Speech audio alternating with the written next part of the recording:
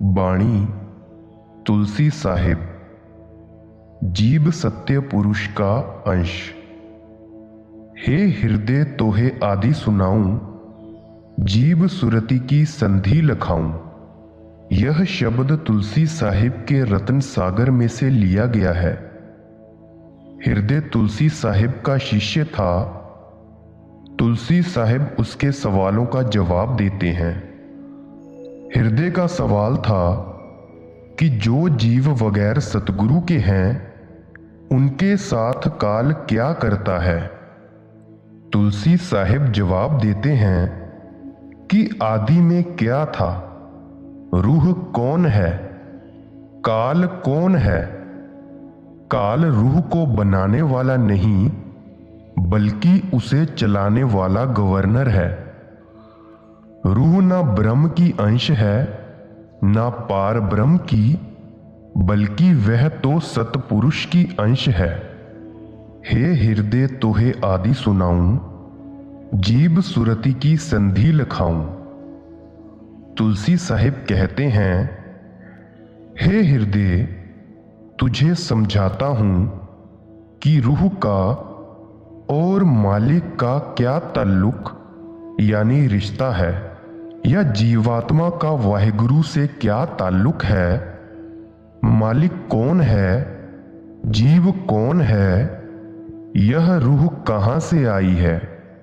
चौथे महल पुरुष एक स्वामी, जीव अंश वही अंतर्जामी। त्रिलोकी के पार चौथा महल सचखंड, सतनाम सारे खंडों ब्रह्मांडों का, सारी सृष्टि के जीवों का और ब्रह्मांड का स्वामी है। यह रूह उसकी अंश है। कोई कहता है ब्रह्म की अंश है, कोई कुछ कहता है तो कोई कुछ। ये सब गलत कहते हैं। वेदों की हद ब्रह्म तक है, उन्हें ब्रह्म से आगे की खबर नहीं। जीव सतनाम का अंश है, उनकी अंश जीव जग आया, करता पांच तत्व में लाया। ये हमारी रूहें सतनाम की अंश हैं, लेकिन जब काल भगवान के देश में आ गईं, तो उसने पांच तत्व का कोट पहना दिया, पांच तत्व के शरीर का पिंजरा बना दिया। रूह को इस पिंजरे में कैद कर दिया, साथ में मन को चौकीदार लगा दिया। मन उधर मालिक की तरफ ख्याल ही करने नहीं देता। संत इसको जबरदस्ती ले जाना चाहें तो ले जाएं, वरना मन संतों की शिक्षा की तरफ ख्याल ही नहीं करने देता। रूह शुरू शुरू में मकामे हक यानी सचखंड से उतरकर ब्रह्म देश में आ गई। मन त्रिलोकी यानी दुनिया का खुदा है। जब रूह मकामे हक से नीचे आई, पहले भंवर गुफा का देश आया। यहां पहुंचकर हिंदू महात्माओं ने सोहंग, मुसलमान फकीरों ने अनाहू कहा है। अनाहू का अर्थ है जो तू है सो मैं हूं। सोहंग का अर्थ भी यही है कि जो तू है सो मैं हूं। जब रूह भंवर गुफा पहुंचती है तो उसे सतलोक के मालिक के दर्शन होते हैं। जिस प्रकार बूंद समुद्र को देखकर कहती है कि मैं समुद्र की अंश हूं, वह समुद्र है, मैं बूंद हूं। इसी प्रकार रूह उस मालिक को देखकर कहती है कि मैं आत्मा हूं और वह मेरा परमात्मा है। मौलाना रूम ने मसनवी के शुरू में बिस्मिल्लाह नहीं लिखी, बल्कि यहां से मतलब भंवर गुफा के देश से शुरू की थी। आप कहते हैं, बिश्नो अज न चू हिकायत मी कुनद, वज जुदाइया शिकायत मी कुनद। बांसुरी यानी रूह की आवाज को सुन, वह क्या कहती है। वह अपने बिछोड़े का दुख बयान करती है। फिर कहते हैं, कज नेस्ता ता मरा बवुरिदा अदम अज नफीरम मरदो जन नालिदा अंद।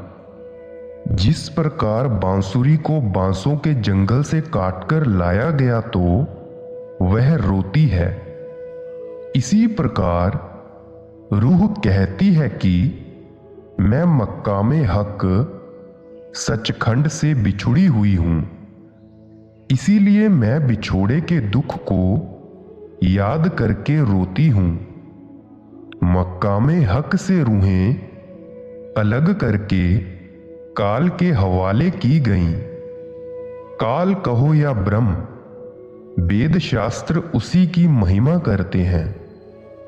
असली भेद सिर्फ संत और फकीर ही जानते हैं, बाकी सब नीचे ही बैठे हुए हैं। संत इशारा देते हैं, फिर चुप हो जाते हैं। कर्ता ने काया रची, जुग जुग जग विस्तार, सार दियो बिसराए के घर घर करत पुकार। यानी काल भगवान ने आत्मा को मन के पिंजरे में कैद कर दिया। मनुष्य को, पशु को, पक्षी को, सभी को। जीव अपने देश को भूल गया। इसको तो यह भी खबर नहीं कि मैं किधर से आया हूं और मुझे किधर जाना है। युगों युगों से बंदर की तरह यह अलग अलग शरीरों में नाचता फिरता है। कभी पशु, कभी पक्षी, कभी कुत्ता तो कभी बिल्ला। बड़ी मिट्टी पलीत हो रही है बेचारे की। काल ना आत्मा को बना सकता है, ना उसका नाश कर सकता है। उसने कड़ी तपस्या करके रूहें ली हैं। काल भगवान ने 70 चौकड़ी युग एक बार और 64 चौकड़ी युग दूसरी बार एक टांग पर खड़े होकर भक्ति की और सतनाम से रूहें मांगी। साथ ही बुद्धि इसमें डाल दी जो पिंड का प्रधान है, और जीवात्मा को पिंड में डाल दिया। वेद पुराण कर्म उपराजा, यासे करे जीव जग काजा। पुण्य और पाप की सारी दुनिया बनी हुई है। सारा संसार कर्मों के जाल में बंध गया। ऋषियों ने वेद बनाए, सारे संसार को सुनाकर ऐसा कर दिया कि कभी मुड़कर कोई जाए ही नहीं। संत इस जाल का भेद खोलते हैं। दुनिया उन्हें तकलीफ देती है, उनके खिलाफ हो जाती है। फिर कोई क्या करे। वाल्मीकि ने मेहनत की, पर्दा खोला और अंदर गए जो ब्रह्म का भेद था बाहर जाहिर किया। रामचंद्र जी के जन्म से 10,000 साल पहले रामायण बना दी। काल ने बाहर अवतार धारण करके बाहर ही बुला दिया ताकि कोई अंदर ना जा सके। संत तो दया करते हैं, सबको ले जाना चाहते हैं, परंतु फिर काल सुनने ही नहीं देता। अंदर जाकर देखो, वह हर एक जीव के लिए झगड़ता है। पिता तो पुत्र को हीरे जवाहरात देना चाहता है, लेकिन पुत्र कौड़ियां मांगता है। वेदों, शास्त्रों, पुराणों ने कर्म बनाकर जाल रच दिया। सारे जीव इसमें फंस गए। करता कर्म किया विस्तारा, 1,84 रूप संवारा। यानी काल ने 84 लाख किस्म की योनियां बना दी। ये 84 लाख के पिंजरे बना दिए और इन रूहों को उनमें बंद कर दिया। कोई किसी पिंजरे में, कोई किसी पिंजरे में। काल अपरवल जाल पसारा, उन सब घेरी जीव को मारा। यह 84 लाख का पिंजरा कोई थोड़ा होता है। इसमें सभी जीव फंस गए। बड़ा जबरदस्त जाल फैला दिया जिसमें ऋषि मुनि, अवतार, पैगंबर, देवी देवता फंसे पड़े हैं। करम कलंदर आप नचावे, बाजी लाए जीव भटकावे। जिस प्रकार कलंदर यानी मदारी बंदर को घर घर नचाता है, इसी प्रकार इस आत्मा को कर्म नचाते हैं। जब कभी पुण्य कर्म आ गए, मनुष्य सुखी हो गया, पाप आ गए, दुखी हो गया। जैसा कर्म वैसा फल। कोई बंधन से बांधे बाई, ऐसे बंध अनेक लगाई। करोड़ों किस्म के बंधनों में आ गए। कोई चोर ठग, बदकार, लोभी लालची है, कोई कुछ, कोई कुछ, कोई पढ़ने से, कोई पढ़ाने से। हर एक जीव किसी न किसी बंधन के द्वारा बंधा हुआ है। यानी हर एक जीव इस संसार में अपने कर्मों के द्वारा बंधा हुआ बंदर की तरह नाच रहा है। कोई दांव नाही मार्ग पावे, धरी धरी देही जन्म सिरावे। काल ने निकलने का कोई मार्ग छोड़ा ही नहीं, सब मार्ग बंद कर रखे हैं। कोई दांव जीव का है नहीं कि निकल जाए। अगर कोई दांव है तो संतों की शरण है और कोई नहीं, क्योंकि कर्म करने से मुक्ति नहीं।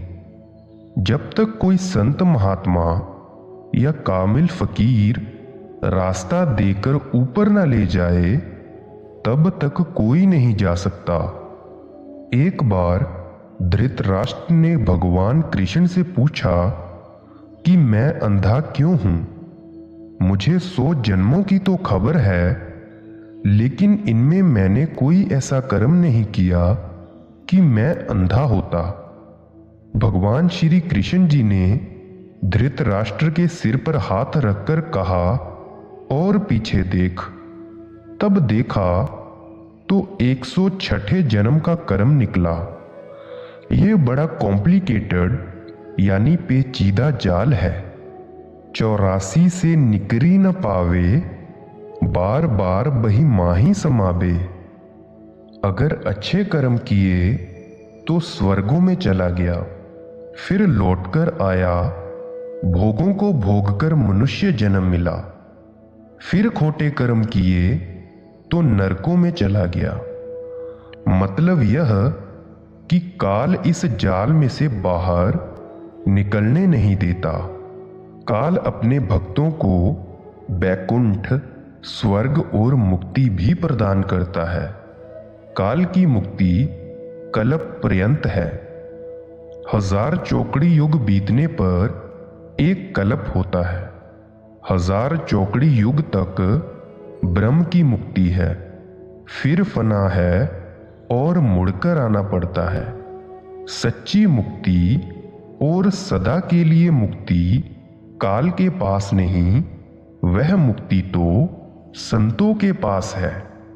कर्म सारणी बुद्धि वसी, सुरती रही अधीन। आशा के बस में पड़ी, वासा विपति मलीन। जैसे कि एक अच्छा सा लैंप हो, उस पर 10-20 मोटे टाट के पर्दे चढ़ा दिए जाएं, जिस कमरे में भी उसे ले जाओगे वह रोशनी नहीं देगा। यदि धीरे धीरे पर्दे उतारते जाओ तो रोशनी होती जाएगी। इसी तरह आत्मा सतपुरुष की अंश है, मगर यहां पर यह कैद है। पारब्रह्म में इसकी रोशनी 12 सूरज की है और सतलोक में 16 सूरज की। इसके ऊपर पहले स्थूल शरीर है, उसके अंदर सूक्ष्म और फिर कारण, मन, माया, बुद्धि, 25 प्रकृतियां, 3 गुण हैं।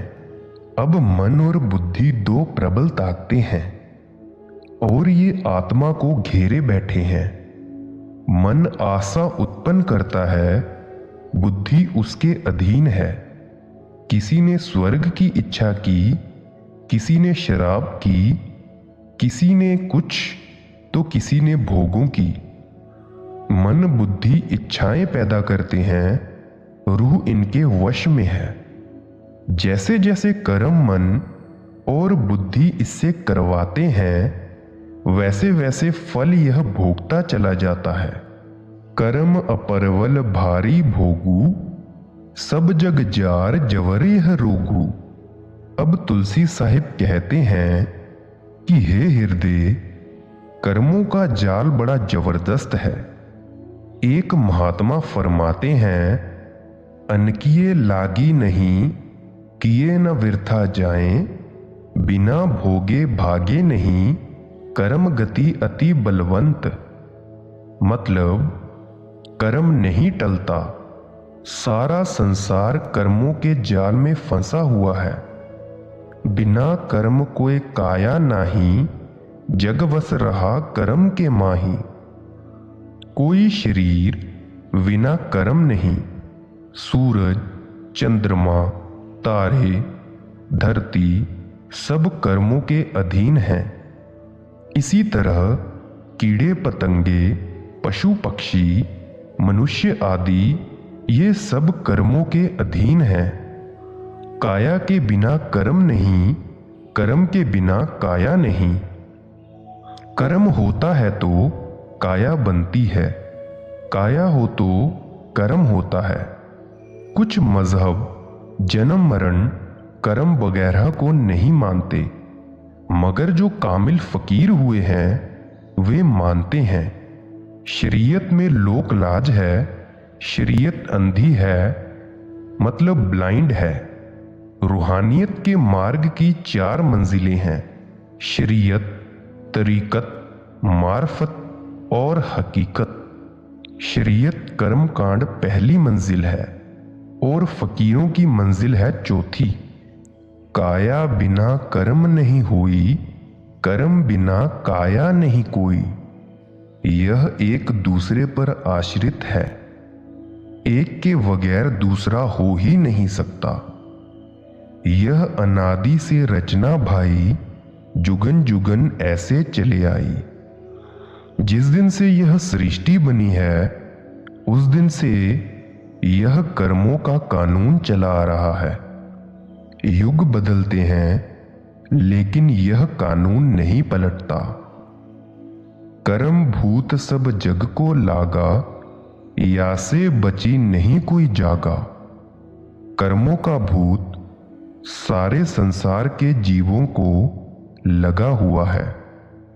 ऐसी कोई जगह नहीं जहां की कर्म ना हो। कीट पतंग संग सब केरे, 3 लोक अंडा सब घेरे। चींटियां पतंगों आदि से लेकर ब्रह्मांड तक कुल रचना जितनी है सब कर्मों के वश में है। कृष्ण भगवान उद्धव से कहते हैं कि हे उद्धव, यह जो कीड़ा जा रहा है यह कई बार ब्रह्मा और इंद्र बन चुका है। जब स्वर्गों के राजा इंद्र और सृष्टि के कर्ता ब्रह्मा जैसे कीड़े बने फिरते हैं तो वाक्यों का क्या हाल होगा। 7 दीप नव खंड कहावे, 14 लोक कर्म बस गावे।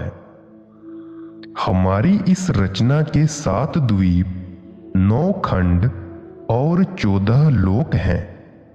ये सब कर्मों के वश में है। कोई जगह कर्मों के बिना नहीं है। चंद्र सूर अरु 10 अवतारा, यह सब बंधे कर्म की जारा। चंद्रमा, सूरज, अवतार आदि सब कर्मों के दायरे में है। बताओ वाकी का क्या हाल होगा। समय बड़ो बलवान है, नहीं पुरुष बलवान। कावे अर्जुन लुटियों, वे ही धनुष वे ही बाण। समय समय की बात होती है। कभी ऐसा समय था कि अर्जुन ने लश्करों के लश्कर अपने धनुष बाण से खत्म कर दिए थे। कभी वह समय भी आया जब उससे धनुष तक न उठ सका और साधारण डाकुओं ने पांडवों को लूट लिया। अंड खंड ब्रह्मंड लो, लोक सकल जग जाल, काल कर्म सिरु उपरै, जुग जुग फिरत बेहाल। सारा ब्रह्मांड कर्मों के दायरे में और युगों की चौकड़ियों में फिर रहा है। कभी राजा, कभी पशु, कभी पक्षी और अन्य योनियों में जीव फिरते रहते हैं। काल के चरित्र। अब यह काल चरित्र लखाऊं, अंदर प्राण वसे जही ठाऊं।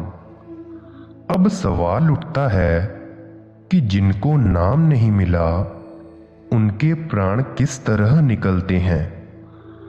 अब कहते हैं काया मध्य काल सतावे, जब वह प्राण लेने को आवे। जब मौत आती है तो कोई ना कोई बीमारी लग जाती है, किसी न किसी कारण से मौत आ जाती है। कोई कहता है हार्ट फेल हो गया, किसी को तपेदिक बुखार हैजा हो जाता है। मतलब यह कि बहाने से मौत आती है, बिना बहाने मौत नहीं आती। सिमटत भास श्वास उठी जावे, प्राणपति जम सिमटी समावे। जब रूह सिमटती है, आत्मा सिमटती है और श्वास बंद हो जाता है। सारे शरीर में से चेतन सत्ता निकलकर पीछे हट जाती है। भास आकाश तत् में जाई, तत् आकाश अंड में माही।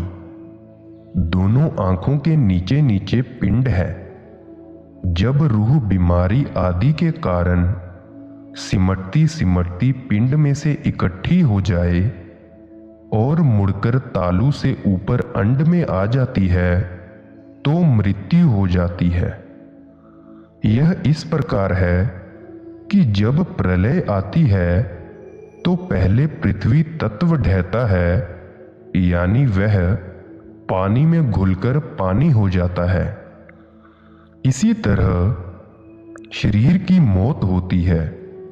मानो सृष्टि की प्रलय बड़ी कयामत है और शरीर की छोटी। सो जब मौत आती है तो पहले मूल चक्र गुदा चक्र ढह जाता है। यहां पृथ्वी का वास है। पृथ्वी तत्व इंद्रिय चक्र में जाकर समा जाता है। पानी ने मिट्टी को घोल लिया। आगे नाभि चक्र है, वहां अग्नि है। जब इंद्रिय चक्र टूटा तो वह नाभि चक्र में जा समाया। आग ने पानी को सुखा दिया। इससे ऊपर हृदय चक्र या शिव चक्र आ गया। यहां हवा का वास है। जब नाभि चक्र टूटा तो हवा ने अग्नि को अपने में समा लिया। इस तरह हवा आकाश में समा गई। अब आत्मा 5 तत्वों मिट्टी, पानी, अग्नि, वायु और आकाश को लांघकर अंड में आ गई। जब यह कर्म कला उपजावे, बुद्धि सुरति को आन दवावे। अब यह बात गौर से सुनने वाली है। जब मौत आती है, शरीर से सारी चेतना सत्ता निकलकर अंड में आ जाती है। यहां सारे जन्मों के किए हुए कर्मों का निचोड़ निकलकर बुद्धि का संकल्प बनता है। अंतमता सोई गता, यानी सारे जन्मों के कर्मों का निचोड़ या अर्क निकलकर बुद्धि में आ जाता है। इसी संकल्प के आश्रय आगे जन्म होता है। पूरी जिंदगी में किए हुए क्रियामान कर्मों का निचोड़ या अर्क निकलकर बुद्धि का संकल्प बनता है। इसके आगे प्रारब्ध बनता है। मैली बुद्धि सुरति के माही, वही समय में जाए समाई। सारी उम्र विषय विकारों की मैली बुद्धि भोगों की आशिक ही रही। जब मौत आई, बेही विचार संकल्प बनकर सामने आ गए। सिवाय नाम के सारा ब्रह्मांड मैल से भरा हुआ है। मैली बुद्धि, मैले ही कर्म। बिल्ली को चूहों के सपने, किसी को किसी चीज के, किसी को किसी चीज के, तो किसी को किसी चीज के। सारा जहान मैला है। बुद्धि ने सारी उम्र मैल खाई, मैल कमाई, मैल ही साथ गई। जाए तो कहां जाए, काल ने कोई राह नहीं छोड़ी। कर्म अनुसार बसे मन आसा, सुरति मन बुद्धि बंधन घासा। कर्म अनुसार बसे मन आसा, सुरति मन बुद्धि बंधन फांसा। अब कहते हैं, हाय अफसोस, सारी उम्र मैले कर्म किए, कर्मों के मुताबिक आशा बनी। मन और बुद्धि ने इसको कर्मों के जाल में फंसाकर निकम्मा कर दिया। आत्मा तो सतनाम की अंश थी, सचखंड से आई थी, आकर काल के जाल में फंस गई। सुनत आवाज श्याम सठ गांसा, घेर घुमरी लावे जहां संवासा। अब दम निकलने को है। अंदर काल आवाज दे रहा है कि इस ओर रास्ता है, मेरी तरफ आ। सतगुरु मिला नहीं, सतगुरु को आना नहीं है। अब काल ही काल है। आवाज आती है, इधर राह है, इधर को आओ। कर्म सारणी बुद्धि वसै, आशा वास निदान। यह नव द्वारा पिंड में, निकसी जाए ज्यों प्राण। जब 9 द्वार छोड़कर पिंड में से प्राण निकलते हैं, तब यह हालत होती है। यह जीवात्मा आशा के अधीन वासा प्राप्त करती है। यह तो कर्म बुद्धि अनुसारा, अब सुनियो यह काल पसारा। यह हिसाब तो कर्म और बुद्धि के अनुसार है। अब जो काल का पसारा है, वह भी सुन लो। अष्ट कंवल दल अंदर माही, हवा छिपी बैठा काल कसाई। दाहिनी ओर सतगुरु और वाई ओर काल है। काल अष्टदल कमल में वाई तरफ बैठा हुआ है। सतगुरु मिला नहीं, नाम मिला नहीं। जब सब भास सिमटी करी आवे, जब सुरति पै बुद्धि पहुंचावे। जब दम निकलने पर आया, अब बुद्धि रूह को दबाए बैठी है। इस समय जीव के सामने दुनिया का ख्याल है। दुनिया के एक्शन कर्म आगे आते हैं। कंवल द्वार पंखड़ी को रोके, उल्टी सुरती काल मुख सोखे। अब रास्ता कोई नहीं।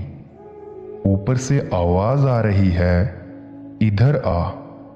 एकदम रूह काल के मुख में, और कोई रास्ता नहीं।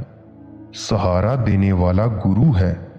गुरु के साथ प्यार नहीं, गुरु मिला नहीं। अब सहारा किसका हो? काल दाड़ में आन चवानी, जब ढरके नैनन से पानी। जब काल दाड़ में दबाता है, तो आंखों से पानी निकलता है, पाखाना निकलता है। अब इस वक्त यह मुड़कर अपनी हालत का बयान नहीं कर सकता। जितनी इंद्रियां हैं, सब बेकार हो गई हैं। इस दुख से बचने के लिए भजन किया जाता है। जब मन बुद्धि जबरदस्त हो जाए, तो सतगुरु की शरण क्या करे? संत इसीलिए भजन सुमिरन करवाते हैं, ताकि मौत के वक्त वही संकल्प हो। इस दुनिया से बचने के लिए सतगुरु की शरण ली जाती है। जिक्र है, एक कुम्हार कुछ गधे ले जा रहा था। गधों को हाँकते हुए कहता जाता, चल बीबी, चल बहन, चल बेटी। किसी मुसाफिर ने सुना और पूछा, यह क्या लादा हुआ है और यह क्या कहे जा रहे हो? तो उसने जवाब दिया कि मुझे बादशाह के महल में रेत फेंकने जाना है। वहां कहीं ऐसा ना हो कि मेरे मुंह से कोई गाली निकल जाए, इसीलिए मैं अभ्यास कर रहा हूं। लगे टकटकी दिखे न भाई, बाही समय को करे सहाई। अब दिखता नहीं, टकटकी लगी हुई है। उस वक्त कौन मदद करता है? उस वक्त मदद करने वाला गुरु है। गुरु मिला नहीं, कानों से पकड़कर यमदूत ले जाते हैं। ना माता, ना पिता, ना भाई, ना बहन, कोई मदद नहीं कर सकता। सहायता करने वाले हैं तो गुरु और शब्द। बे मिले नहीं, अब सहायता कौन करे? जम के दूत घेर चहुं फेरा, निकसे प्राण छोड़ करी डेरा। अब यमदूतों ने आकर घेर लिया। जब प्राण निकले, यमदूतों ने आकर संभाल लिया। यमदूत कहो या फरिश्ते, घर वालों की जिम्मेदारी पूरी हो गई। जहां आसा तहां वासा, कर्म सारनी बुद्धि कहाई। जहम भई आस बास जही माही।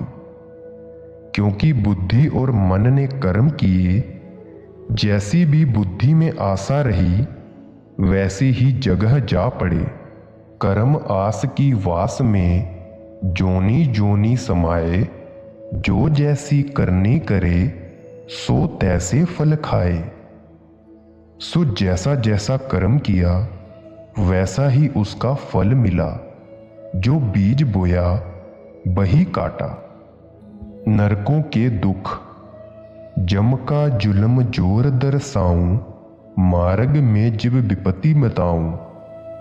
यमदूत लेकर जाते हैं और धर्मराय के आगे पेश करते हैं। रास्ते में जीव को बड़े बड़े दुख देते हैं। जीव कहता है, प्यास लगी है, पानी पिलाओ। यमदूत कहते हैं, फलाना यज्ञ तप जो तुमने किया है उसका फल दे, तब पानी मिलता है। इसीलिए गुरु अर्जुन देव जी फरमाते हैं, कर्म धर्म पाखंड जो दीसह, तिन जम जगाती लूटै। निर्वाण कीर्तन गावहु करते का, निमख सिमरत जित छूटै। वे तरह तरह के दुख देते हैं और यह सहन करता है। लोह के खंभ तपत के माही, जहां जीव को ले चिपटाई।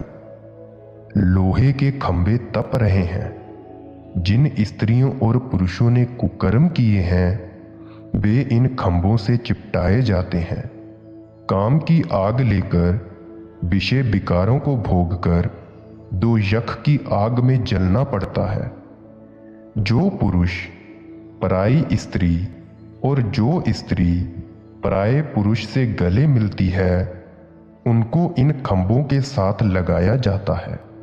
अब गले मिलना नियत पर निर्भर करता है और जिसकी जैसी नियत होती है उसको वैसा फल मिलता है। पुत्र बाहर से आता है, माता उसे गले से लगा लेती है। विचार बुरा नहीं होता। अगर भाई आ जाए तो बहन गले लगा लेती है। क्या मजाल कि बुरा ख्याल आए। लेकिन जब पराई स्त्री आ जाए तो झट ख्याल बुरा हो जाता है। तड़फ तड़फ जिब जुल्म दुखारी, तपत खंभ दुख उपजै भारी। यह तड़पता है, दुख उठाता है, वे खंभों से इसे चिपटाते हैं। यह हटता है, वे फिर चिपटाते हैं। अति दुख है, महाभयानक पाप है। उन खंभों का हाल क्या कहें। जिस तरह लुहार भट्टी में लोहा गर्म करते हैं, ठीक इसी तरह वे खंभे लाल होकर तप रहे हैं। ये सब दुख किसने दिलाए? मन और बुद्धि ने, इंद्रियों के स्वादों ने। संत झूठ नहीं कहते, वे कहते हैं कि सब कुछ तुम्हारे अंदर है। दोजख भी अंदर है, बहिश्त भी अंदर है। एक समय की बात है, मैं उसका नाम नहीं लेता, एक आत्मा का विचार गंदा हुआ और वह नरकों में चली गई। मुझे बाबा जी ने कहा कि अमुक आत्मा तड़फ रही है। मैं गया और पूछा कि सिमरन याद है कि नहीं? कहती है नहीं।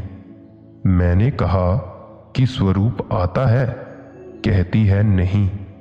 मैंने कहा कि मेरी आवाज सुनाई देती है? कहती है हाँ। मैंने कहा कि मेरी आवाज को पकड़कर चली आओ।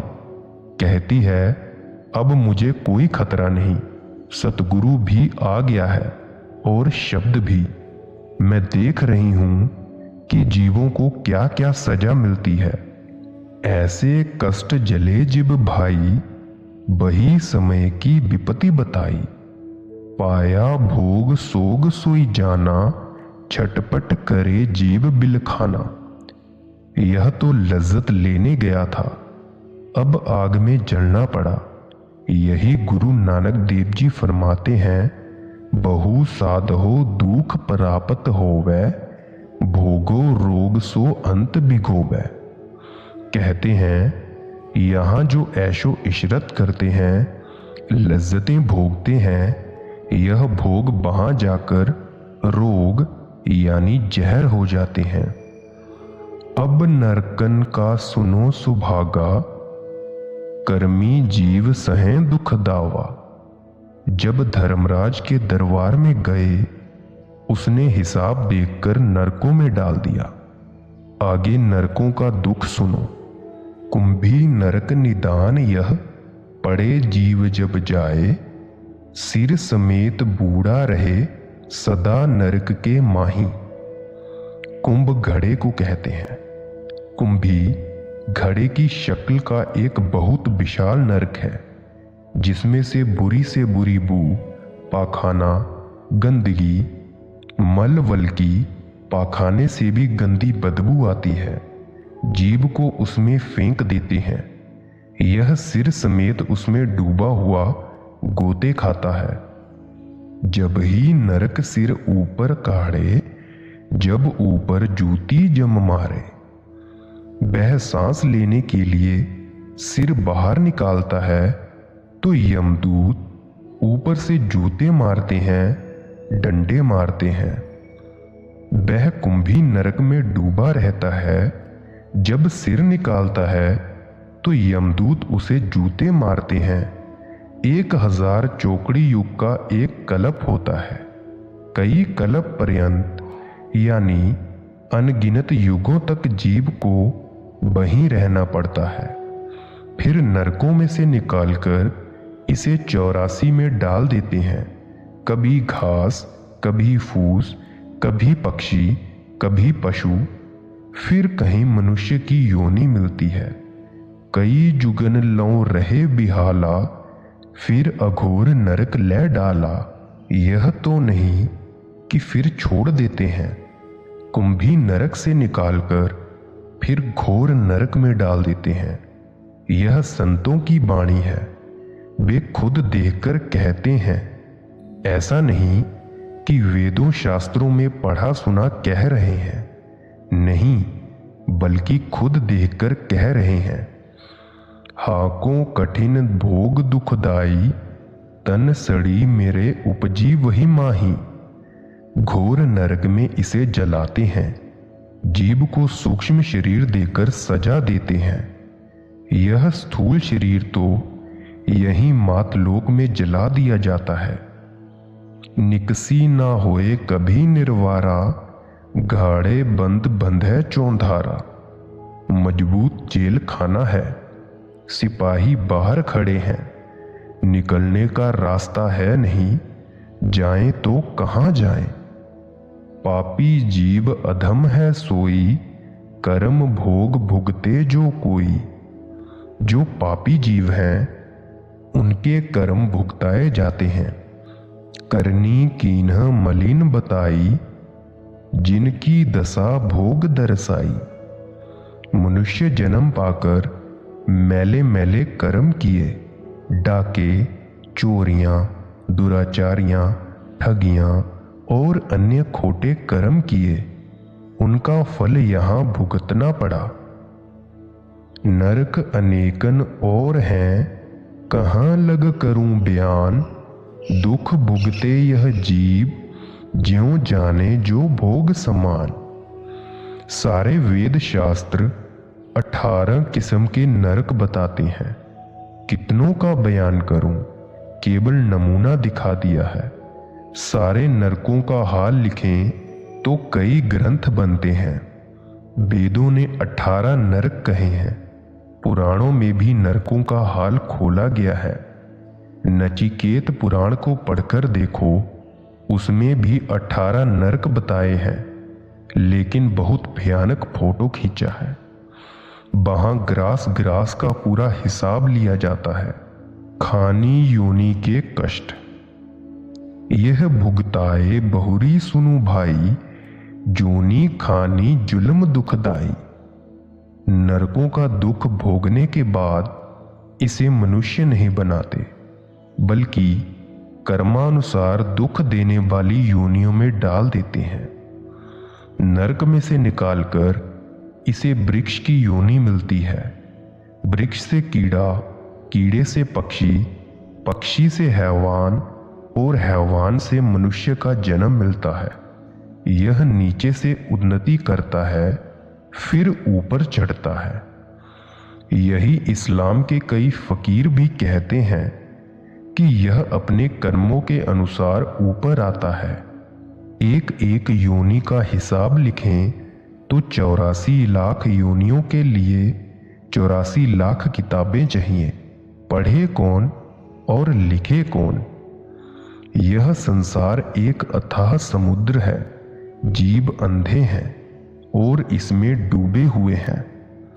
कबीर साहिब जी फरमाते हैं, कबीर जग काजल की कोठरी, अंध परे तिस माहे, हाउ बलिहारी तिन कऊ पैस जो निकस जाहे। इस संसार से निकलना कोई आसान नहीं। कोई संत सतगुरु ही निकाले तो निकाले, नहीं तो जीव जन्मों जन्मों में दुख पाएगा। अंडा मध्वे जीव बिचारा, सो सब बहे 84 धारा। संसार में जीव 84 की धारा में बहे चले जा रहे हैं। कभी हैवान, कभी इंसान, कभी कीड़ा, कभी पतंगा, कभी पशु, कभी पक्षी। करोड़ों युग बीत गए यहीं गोते खाते हुए, अभी किश्ती पार नहीं लगी। अगर सभी धाराओं का हिसाब लिखें, पढ़े कौन और सुने कौन? हे हृदय यह अद्भुत बाता, लख पावे नाही कर्म विधाता। हृदय यह अजीब खेल है। इसे ब्रह्मा भी नहीं समझ सकता, ना विष्णु समझता है, ना शिव समझता है। यह खेल ही काल ने अजीब बनाया है। ब्रह्मा बासन गढ़े कुम्हारा, बोहु पुनि कर्म जोग अनुसारा। ब्रह्मा एक कुम्हार के समान है। जैसी चीज बनानी होती है उसे हुक्म मिलता है कि ऐसे बनाए। उसके आगे जीव के कर्म रख देते हैं। वह उसके अनुसार शरीर बनाकर रख देता है। यह जो शरीर आपको मिला है, काला, गोरा, बीमार, तंदुरुस्त, दुखी, सुखी, अच्छे और बुरे विचारों वाला, यह सब कर्मों के अनुसार है। शिव जोगी भिक्षा में राजे, विष्णु भोग बैकुंठ बिराजे। शिव योगी भिक्षा में मस्त है, विष्णु लक्ष्मी को लेकर बैकुंठ में बैठा है। इसी तरह संसार के जीव अपनी अपनी जगह मस्त बैठे हैं। ब्रह्मा विष्णु शिव कर्मों में माया के खेल में भूले हुए हैं। ब्रह्मा और सरस्वती, विष्णु और लक्ष्मी, शिव और पार्वती तीनों मिलकर माया का विस्तार कर रहे हैं। वे भी कर्मों के जाल में फिरते रहते हैं। यही विधि जगत चलाई बाटा, इन भुलाए दीना घर घाटा। यह जाल रचकर काल ने जीव को भुला दिया है। जीव तो सतनाम का अंश है। इसको यह भी पता नहीं कि मेरा देश कौन सा है। सारा संसार भूला हुआ है। इसको पता नहीं कि इसका देश सचखंड है। यदि संत आकर सच कहते हैं तो दुनिया सुनती ही नहीं। क्यों? क्योंकि दुनिया झूठ बोलती है। झूठ से ही इसकी उत्पत्ति हुई है। इसका सारा व्यवहार ही झूठा है। एक काजी ने एक मिरासी से कहा कि सच बोला कर। उसने कहा, सच कड़वा लगता है। अगर मैं कहीं पकड़ा गया तो कौन बचाएगा? काजी ने कहा, सांच को आंच नहीं, फिर मैं बचाऊंगा। मिरासी ने कहा, बहुत अच्छा। एक आदमी एक औरत को भगाकर लाया था। उसकी एक जवान लड़की थी। मिरासी ने उस आदमी के घर जाकर कहा, उठ रही भगाई हुई की लड़की, मुझे रोटी दे। उसने मां से कहा। मां ने आदमी से कहा। आदमी ने लकड़ी लेकर मिरासी को जा घेरा। मिरासी दौड़ता हुआ काजी के पास गया और कहने लगा, मुझे बचा लो। काजी कहने लगा, भाई इस वक्त तो अपना बचाव कर ले, चाहे झूठ बोलकर ही कर ले। मिरासी आदमी के पास जाकर कहने लगा, हे दयालु यजमान, अच्छे यजमान। आदमी ठंडा हो गया और बोला, क्यों रे मिरासी, घर में मेरी लड़की से क्या कह आया है? कहने लगा, यजमान, मैंने उस समय भांग पी हुई थी। मुझे तेज भूख लगी थी। नशे की हालत में कोई होश नहीं था। आदमी उसको घर ले गया और लड़की से कहने लगा कि दे ससुरे को रोटी। रोटी खाकर मिरासी काजी के पास गया और कहने लगा, देखो मैंने झूठ बोलकर अपनी जान बचा ली है। सो इस संसार में झूठ ही झूठ है। सारी दुनिया इसी धारा में बही जा रही है। जीव के खोटे कर्म की सचखंड से निकलकर आ गया। जीव अंधा और बहरा है। इसे अपने आदि और अंत की खबर नहीं। गुरु अमरदास जी फरमाते हैं, माया धारी अत अना बोला, शब्द न सुनई बहु रोल घगोला। कुल दुनिया आवागमन के समुद्र में बही जा रही है। इस तरह जीव भवसागर में जन्म लेता और मरता है। अब यह कथा कहूं विस्तारी, हृदय सुनिए ज्ञान विचारी। संत छाप जही जीव पे लगी, कोई जीव भूल गया अनुरागी। हे हृदय, अगर संतों ने किसी को नाम दिया है, अपनी मुहर उस पर लगा दी हो, यदि वह खोटे कर्मों में पड़कर भूल गया, प्रेम प्रीति को छोड़ गया, तो उसका क्या हाल होगा? फिर खुद ही जवाब देते हैं, कुसंगति से भूल समानी, जाकी कहूं सुनो सहदानी। खोटी संगत मिल गई, भूल गया। वैसे जीव प्रेमी था। यदि प्रेमी ना होता तो नाम क्यों लेता? यदि बेटा गुनाह करे तो बाप सजा दे देगा, मगर उसको पुलिस के हवाले नहीं करेगा। संत इसके बुरे कर्मों की सजा खुद देते हैं। काल के हवाले नहीं करते। संतों की सजा काल की तरह नहीं, बेसजा देकर फिर गले से लगा लेते हैं। जिस तरह बच्चा गंदगी से लथपथ है, मां को उसे गोद में उठाना है, वह क्या करेगी? वह पहले उसे धोएगी, फिर गोद में लेगी। खोटे कर्म शिष्य ने किए हैं, सतगुरु को उसे साफ करवाने हैं। साफ किए बिना लेकर नहीं जाते। संत जीव को सजा देकर फिर बख्श लेते हैं। अगर कोई जीव नाम लेकर विरुद्ध हो गया, निंदा की, अन्य बुरे कर्म किए, सतगुरु के साथ प्यार नहीं किया, उसको काल ने संभाल लिया। अगर वह काल के बस में आ जाए तो संत को खुद उसे छुड़ाने के लिए नरक में जाना पड़ता है। जिस तरह अगर बादशाह फांसी देने वाली जगह के पास से गुजरे तो फांसी देने वाले मुजरिम को रिहा कर दिया जाता है। अगर बादशाह जेल खाने में चला जाए तो जेल के सारे कैदी आजाद कर दिए जाते हैं। संत भी ऐसा ही करते हैं। जब जब किसी एक जीव के कारण संतों को नरकों की ओर जाना पड़ा है, सारा नरक ठंडा कर दिया। राजा जनक ने नरक ठंडा किया, गुरु नानक देव जी ने भी किया। साह असामी पै कारज जाए लेई जहां हुए, ऐसे संत स्वभाव को परख लीजिए सोए। अगर आसामी साहूकार का रुपया लेकर भाग जाए, साहूकार उसके पीछे पीछे वहां जाता है। यदि किसी का बेटा कलकत्ता या किसी दूसरी जगह चला जाए, वहां जाकर वह उसे ले आता है। इसी तरह संत अपने जीवों को जाकर छुड़ाते हैं। मोहर छाप के काज सिंधावे, नरक माही बे जीव जुड़ावे।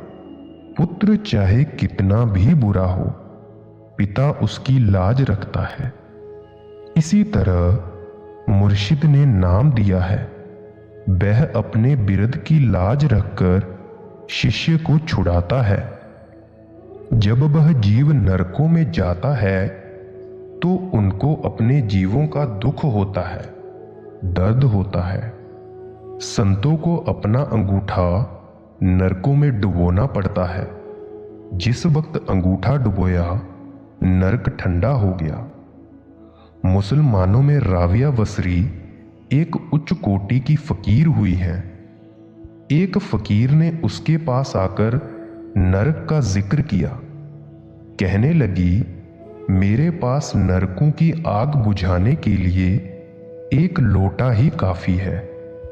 ऐसी ऐसी ताकत वाली स्त्रियां हुई हैं। सो संतों के पास ताकत होती है कि जीवों को नरक से निकालकर मनुष्य जन्म दे देवे। देखो कितना परोपकार है। उसूल तो यह है कि नरकों की सजा भुगतवाकर जीव को 84 में डाला जाता है, लेकिन जब संतों ने नरक ठंडा कर दिया तो सब जीवों को नरक में से निकालकर एकदम मनुष्य बना देते हैं। एक जीव के लिए सारे नरकीय जीवों को नरक में से निकालकर मनुष्य जन्म दे दिया, आजाद कर दिया। सोदर पौड़ी पढ़कर देखो। गुरु नानक देव जी गए, अंगूठा डुबोया और नरक को ठंडा करके जीवों को छुड़ाया। इसी तरह राजा जनक ने 2.5 घड़ी के सुमिरन का फल देकर नरक को ठंडा कर दिया। राजा जनक संत नहीं, योगीश्वर ज्ञानी थे। अपने धाम को जा रहे थे तो रास्ते में नरकों के जीवों की पुकार सुनी। कहा, मैं आगे नहीं जाता, पहले इनको आजाद करो। यमदूत धर्मराज के पास गए और सारी बात सुनाई। धर्मराज आया और कहने लगा, इनकी आजादी कुछ देने से ही हो सकती है। वहां राजा जनक ने बैठकर 2.5 घंटे की सुमिरन का फल दिया। वे सब नरक से मुक्त हो गए। इसका नाम नेकी है, परोपकार है। राजा जनक का सुमिरन विवेक था, ज्ञान था। संतों का सुमिरन ऐसा नहीं। इसीलिए कहा है कि संतों ने विवेक सुमिरन का आसरा नहीं लिया। उनका सार शब्द है, ब्रह्म का अनहद शब्द है। पार ब्रह्म से पार सचखंड में जाकर सार शब्द है। गुरु नानक देव जी का ज्ञान सार शब्द का है। गुरु नानक देव जी ने जाकर अंगूठा डुबोया और नरकों के सब जीव छुड़ा दिए। इसी तरह का अभ्यास करें तो आंखों का अंधेरा दूर होता है और असलियत समझ में आ जाती है। सभी संत यही उदाहरण या मिसाल देते हैं। जीव अंधे हैं, भ्रम में पड़े हुए हैं। इसीलिए समझाना पड़ता है, मिसाल देनी पड़ती है। जो बड़ भाग दया वे करई, तो कदाची बंधन निर्वरई। बड़े ऊंचे भाग्य होते हैं तो संतों से मिलाप होता है। और जब संत दया करके नाम बख्श दें, यह मेहनत करे, कमाई करके अंदर जाए, पर्दा खोले, तब इसके सारे बंधन कट जाते हैं। जीव युगों युगों से भूले चले आ रहा है। संत दया करते हैं, बेदया का अंग नहीं छोड़ते। जब जब संत आए, लोगों ने उनका विरोध किया, उन्हें दुख दिए। ऐसा कौन सा महात्मा हुआ है जिसको लोगों ने आराम से रहने दिया? कबीर साहिब के साथ क्या किया? गुरु साहिबान के साथ क्या व्यवहार किया? शम्स तबरेज की खाल खींच ली, मंसूर को सूली पर चढ़ा दिया। लेकिन बेदया ही दया करते चले गए। बेसंत कभी श्राप नहीं देते। अब तुलसी साहिब कहते हैं, मैं बार बार संतों की चरणों पर कुर्बान जाता हूं। उनकी दया का ढंग ही निराला है। वे पापी से पापी को भी गले से लगा लेते हैं। जो कछु करे करे सोई संता, संत बिना नाही पाभे पंथा। जो कुछ करते हैं संत ही करते हैं। जीव अंधा है और बहरा है। बिना संतों के इसे रास्ता नहीं मिलता। जिसको ले जाएं संत ही ले जाएं, और रास्ता है नहीं, ना ही यह खुद जा सकता है। सतगुरु का काम है कि जन्मों जन्मों के भूले हुए जीवों को रास्ता बताकर सचखंड पहुंचा देना। संत कर्मों की रेख को मिटा देते हैं। इस तरह नहीं जिस तरह लोग कहते हैं, बल्कि इस तरह कि उसके प्रारब्ध को नहीं छोड़ते। वे कहते हैं कि अपने प्रारब्ध को प्यार के साथ भुगत ले। सो प्रारब्ध तो भोगने से खत्म हो गया। बाकी क्रियामान कर्म तो यह रोज करता है। उनके फल की आशा ना रखे। जो संचित कर्म है वे त्रिकुटी में जमा रहते हैं। जब अभ्यास किया, रूह त्रिकुटी में पहुंची, वहां नाम या शब्द से वे जला दिए जाते हैं। इसी तरह संत इसकी रूह को निर्मल करके ले जाते हैं। हे हृदय, संतों की रीति बड़ी ऊंची है। वेदों शास्त्रों आदि की वाणी निजी अनुभव से बड़ी नहीं है, इसीलिए वह उसको नहीं जान सकती। आगे अगम बेअंत मार्ग, सुरति बहीं जाकर अड़ी। जहां लोक लखन अलोक लखिकर, गगन पर सुरति चढ़ी। आगे बेशुमार लंबा मार्ग है। सुरत जगह जगह जाकर ठोकरें खाती है। सुरत जगह जगह जाकर ठहरती है। त्रिकुटी में इसको काफी समय रहना पड़ता है। इसी तरह 10वें द्वार और भंवर गुफा में भी वह जो अलख है उसको सूरत ने लख लिया यानी जान लिया। तक सुर सन्मुख दृष्टि धरी कर नेह निशाने पै घड़ी, सुरती शिखर के पार हुई कर कंवल पखड़ी ने कड़ी।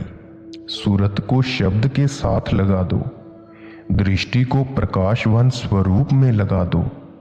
जब यह निशाना सद जाए तो फिर सूरत को कमल में लगा दो। यह कमल 10वें द्वार में मानसरोवर यानी अमृतसर में है। गुरु रामदास जी ने जब बाहर अमृतसर तैयार करवाना चाहा तो मिस्त्री को बुलाकर नक्शा दिखाया। जब वह ना समझ सका तो अपनी तवज्जो देकर उसे 10वें द्वार में ले गए। उसने अमृतसर का नक्शा देख लिया, लेकिन जब बाहर अमृतसर बनाया तो कमल तैयार न कर सका। उसकी जगह पानी में मंदिर बनाकर खड़ा कर दिया। वह मंदिर कमल की नकल है। जब रूह का अंदर आना जाना बन जाए फिर उसे वहां जाते एक घड़ी भी नहीं लगती। रूह सब कुछ छोड़कर, सारे बंधन तोड़कर अकेली सचखंड पहुंच गई। यह रूह सचखंड से आई थी, वापस उसी अंगूठी यानी सतनाम की गोद में नगीने की तरह जाकर जड़ दी गई। जिस देश से आई थी उसी देश में चली गई। दुनिया जिसको अलख अलख कहती चली आई है, संतों ने उसे लखा कह दिया। संतों की कृपा से रूह का सतपुरुष के साथ मिलाप हो गया। रूह सुहागिन हो गई। कहाँ सूरत नरकों में दुख उठा रही थी, कहाँ संतों ने उनको अपनी दया से निकालकर उसका सतपुरुष से मिलाप करवा दिया। अब तुलसी साहिब कहते हैं कि इसी तरह सभी संतों की साखियां उनकी महिमा का वर्णन करती हैं, जिनको सुनकर सभी कानों पर हाथ रखते हैं। क्योंकि संतों के सिवाय और कोई नहीं जो भूले हुए जीवों को नरकों से निकालकर सचखंड ले जा सके और मालिक से मिला सके। सारा जहान संसार समुद्र के अथाह जल में बह जा रहा है। जो जीव संतों की शरण में आते हैं, संत उनकी बाह पकड़कर उन्हें नाम रूपी किश्ती में चढ़ाकर पार कर देते हैं। ऐसे हृदय संत सुभावा, भवजल पार लगावे थावा। अब तुलसी साहिब कहते हैं कि हे हृदय, संतों का काम है जीवों को भवसागर से पार कराना। वे दया लेकर आते हैं, उनका ज़हूर जीवों को पार कराने के लिए होता है। वे कौम और मजहब बनाने के लिए नहीं आते। पहले ही कौम और मजहब क्या कुछ कम है? हाँ, जब जब संत उपदेश देकर चले जाते हैं, दुनिया के लोग छोटे छोटे दायरे बना लेते हैं और परमार्थ को मजहब के रंग में रंग देते हैं। नतीजा यह होता है कि लोग एक दूसरे से नफरत करने लग जाते हैं। मैं कहता हूं, बेपाप करते हैं। जिस तरह साहूकार माल का जहाज भरकर इधर का उधर और उधर का इधर ले जाते हैं, इसी तरह संतों का भी नाम का जहाज है। वे जीवों को नाम देकर पार भेजते हैं।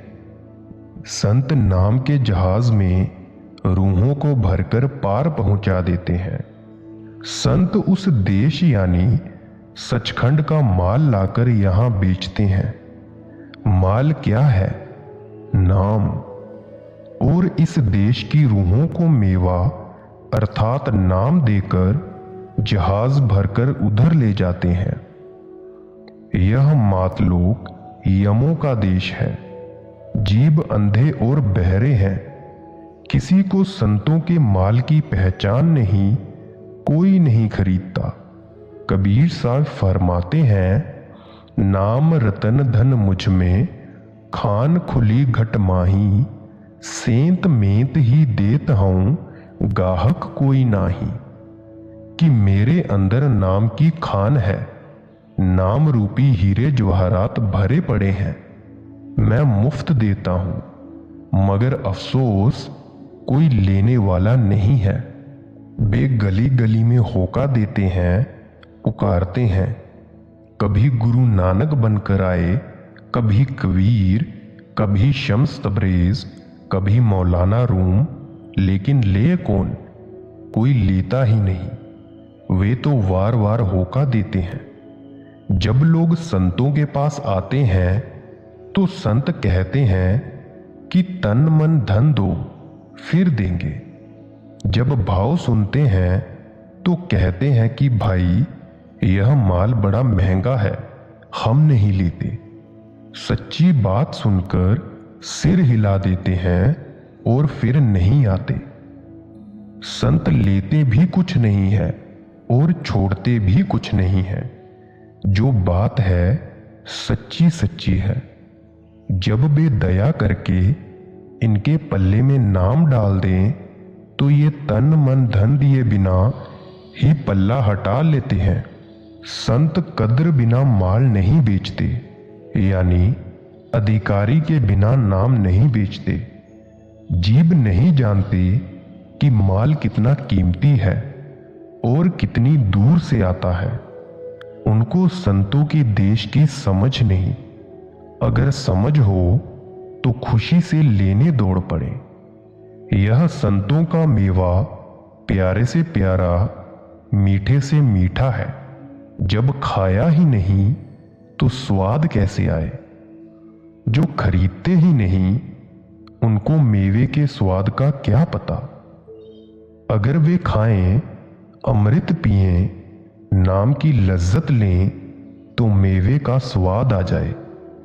जिन्होंने उस मेवे को लिया नहीं, खाया नहीं, दिया नहीं, उनको क्या पता कि संतों का मेवा कैसा है।